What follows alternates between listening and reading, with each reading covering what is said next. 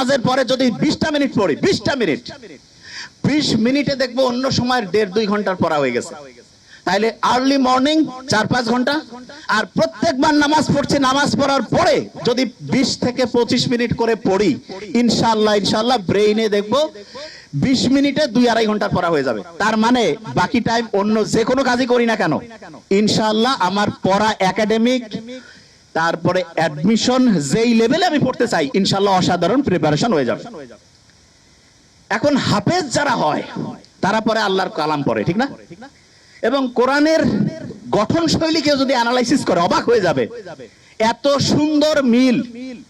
আমি তো আরবি পড়ি, বুঝার চেষ্টা করি।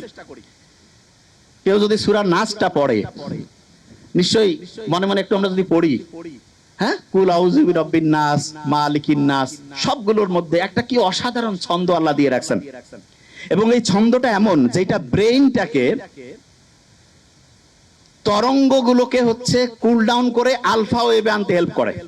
তার মানে নামাজের টাইম নাই, মন চাচ্ছে যে আমি একটু পড়া আমার আলফা ওয়েভে পড়বো, কোরআনটা বের করে সূরা ফাতিহাটা একটু পড়ি, আর কিছু করা লাগবে না। তারপরে হচ্ছে 20 মিনিট পড়বো, ব্রেইন আলফা ওয়েভে ইনশাআল্লাহ 20 মিনিট অটোমেটিক কাজ করবে। অনেকে মনে করে কোরআন পড়তেছি টাইম লস হবে, মূর্খ। ব্রেইনে আলফা ওয়েভ থাকলে যাই করব 20 মিনিটে তো 1.5-2 ঘন্টা। কেউ পারবে আমার সাথে? কেউ পারবে? প্রশ্নই আসে না।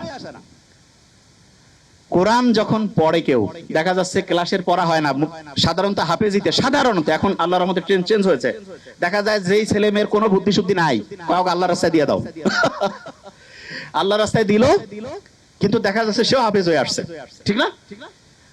তা আল্লাহ তো বলছে যে আমি তো তোমাকে হেল্প করবই, এবং আল্লাহ যে প্যাটার্ন দিয়েছে সেইখানে কোরআন পড়ার পরে আলফা ওয়েভ তৈরি হয়, দ্রুত তার পড়া, দেখা যাচ্ছে শর্ট টার্ম থেকে লং টার্ম মেমোরি সেন্টার রিজার্ভের প্রক্রিয়াটা গতিশীল হয়।